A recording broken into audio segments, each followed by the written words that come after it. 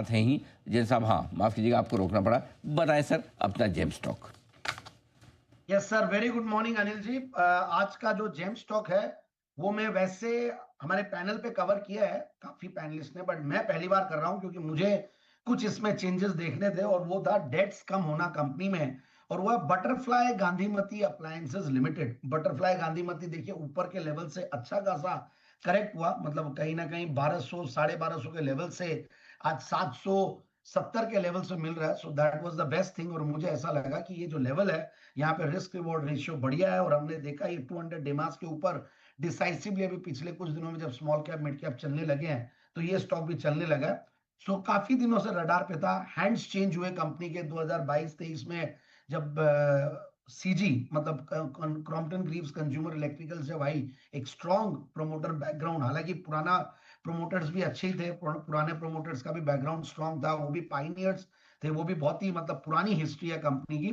और जब वो ब्रास पहले यूज हुआ करता था किचन में, और अब ये लोग मतलब ये जो मिस्टर चेतियार थे जो फाउंडर थे इस कंपनी के फाउंडर चेयरमैन, उन्होंने स्टेनलेस स्टील लाया था और किचन में, और यही मान लीजिए कि स्टेनलेस स्टील अब हम देखते हैं कैसे यूज हो रहा है। सो पाइनियर्स, और इनफैक्ट इनकी हिस्ट्री भी बहुत ही इंटरेस्टिंग है, मुझे बहुत ही इंप्रेसिव लगी।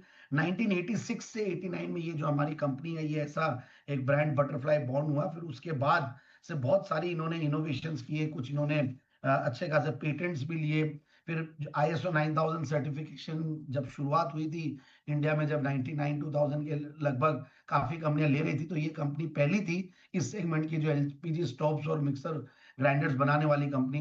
फिर ग्रीन लेवल लेने वाली कंपनी पहली थी ये।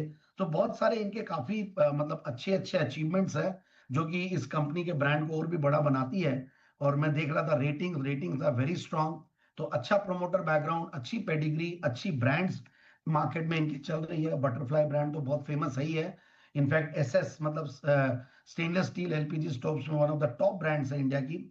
और ये लोग मिक्सर ग्राइंडर्स भी बनाते हैं, टेबल टॉप वेट ग्राइंडर्स भी बनाते हैं।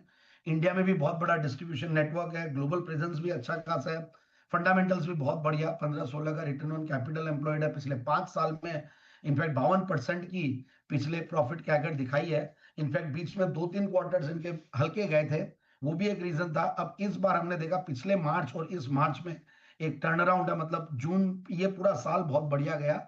लास्ट इनके लिए थोड़ा हल्का गया, ट्रांजिशनल फेज था, but overall now things are. और मुझे जो ऐसा लगता है कि डेट्स रिड्यूस होना, हैंड्स चेंज होना, फिर इस बार जो इंडिया की कंजम्पशन स्टोरी है उसका भी ये बेनिफिशियरी रहेगा, रूरल थीम का बेनिफिशियरी है, और मानसून का भी ये बेनिफिशियरी रहेगा।